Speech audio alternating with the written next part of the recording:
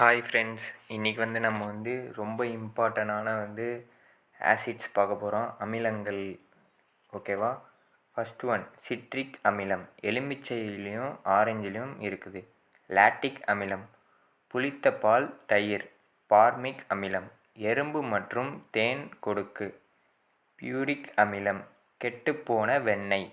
Tartaric அமிலம் புளி மற்றும் திராட்சை.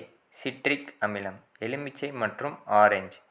அசிட்டிக் அமிலம் வினிகர். மாலிக் அமிலம் ஆப்பிள். யூரிக் அமிலம் சிறுநீர். ஆஸ்காலிக் அமிலம் தக்காளி.